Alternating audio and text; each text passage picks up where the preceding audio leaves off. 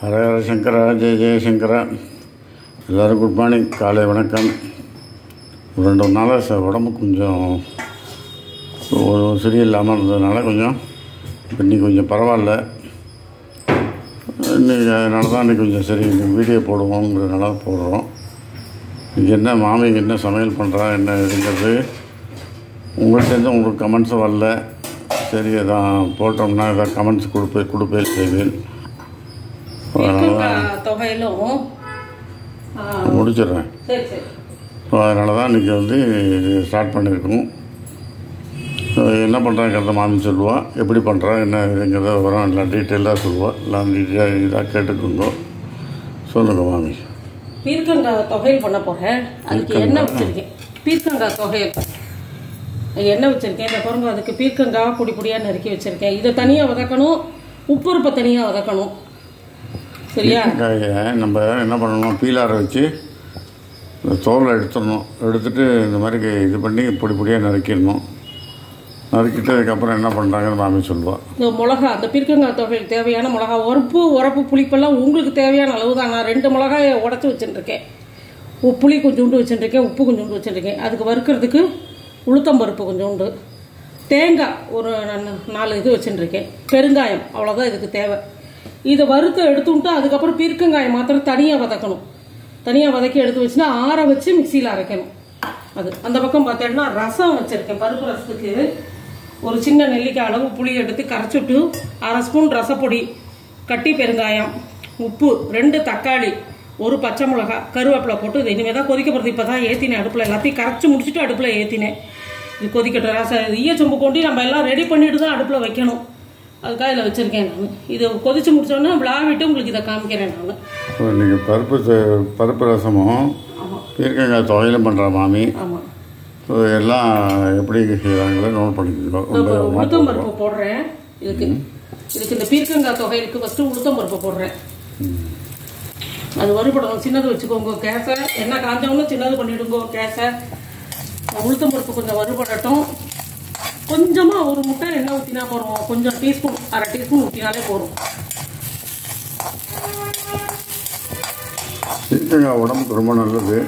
ஆமாம், அடிக்கடி சேர்த்துக்கோங்க. அதனால் என்ன பெனிஃபிட்டுங்கிறத எல்லோரும் சொல்லுங்கள் கமெண்ட்ஸில். பீர்க்கங்காய் சாப்பிட்றதுனால என்ன பெனிஃபிட், அதனால் என்ன உடம்புக்கு ரொம்ப நல்லதுங்கிறனால இது என்ன நல்லதுங்கிறத சொல்லுங்கள் எல்லோரும். உப்பு, உரப்பு, புளிப்பு எல்லாத்தையும் புளி இதில் போட்டாச்சு. இதையும் சேர்த்து இதில் வதக்கிட்டு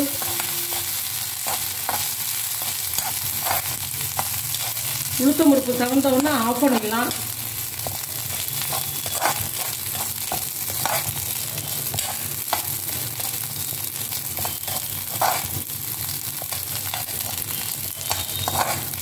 வெங்காயம் வதக்கணுமா? ஆமாம், லைட்டாக ஒரு வதக்கினா நல்லாயிருக்கும். இந்த உளுத்தம் பருப்பு ஆஃப் பண்ணிடுறேன். அதுலேயே இந்த 4 பல்லு தேங்காய் இருக்கிறதையும் போட்டு விடுறேன். அதையும் வதக்கிக்கிறேன். அந்த சூட்டுலேயே இந்த பெருங்காயத்தையும்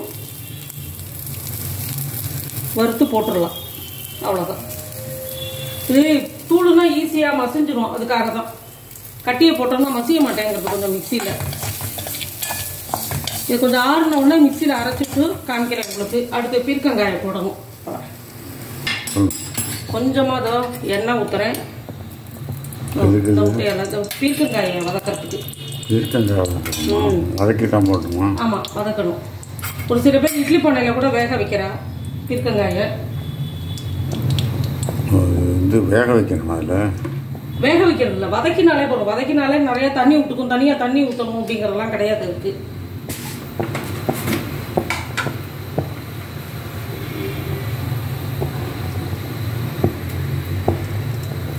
அதுதான், அது கொஞ்சம் எண்ணெய் காஞ்ச உடனே அதை போடணும். சின்னது பண்ணிட்டு கேஸை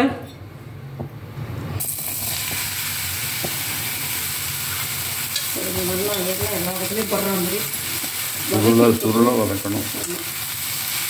இப்படி தானே சொல்லுவேன். நல்லா வதங்கணும். சுருளாக வதக்கணும். மூடி வச்சு கூட வதக்கலாம், இன்னும் தப்பு கிடையாது. பீர்க்கங்காயில் பொரிச்ச கூட்டு கூட பண்ணுவா. பீர்க்கங்காயில் பஜ்ஜி போடுவா.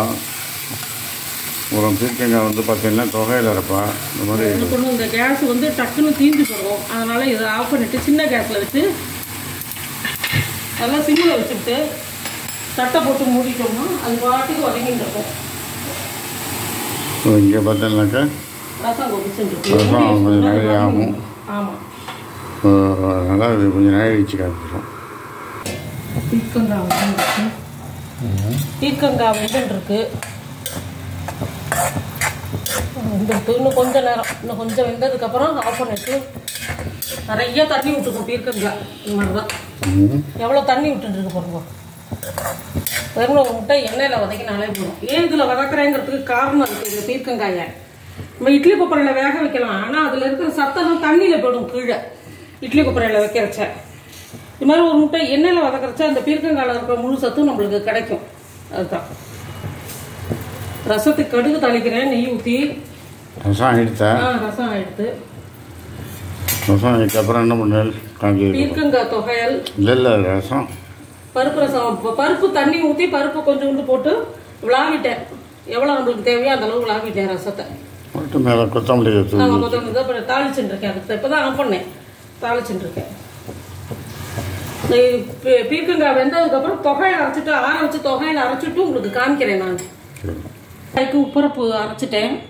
புளி, உப்பு, மிளகா, பெருங்காயம், தேங்காய் எல்லாம் அரைச்சிட்டேன். இந்த பீர்க்கங்காய் வேக வச்சு எடுத்து வச்சுட்டேன், வதக்கிட்டு.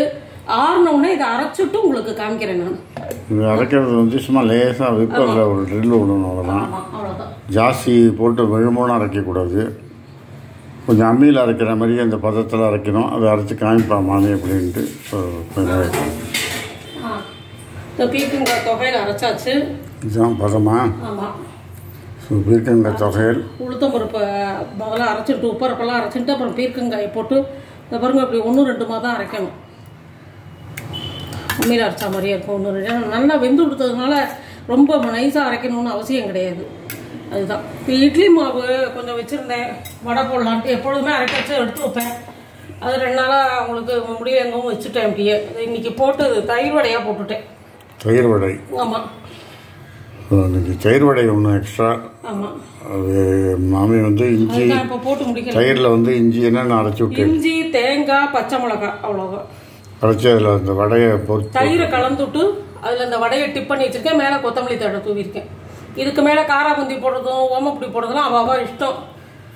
லைனாக தான் சாப்பிடுவோம் நம்ம, அதனால் அப்படியே வச்சுருக்கேன். ரசம், பருப்பு ரசம், ஈச்சம்பு பருப்பு ரசம். ஆமாம். ஸோ இன்றைக்கி வந்து இதான் மெனு இன்றைக்கி எங்கள் காலத்தில் பண்ணியிருக்கேன். அதெல்லாம் செஞ்சு பாருங்கள். செஞ்சு பார்த்துட்டு லைக் பண்ணுங்கள், ஷேர் பண்ணுங்கள், சப்ஸ்கிரைப் பண்ணுங்கள் விடாமல். Thank you very much. பாய்.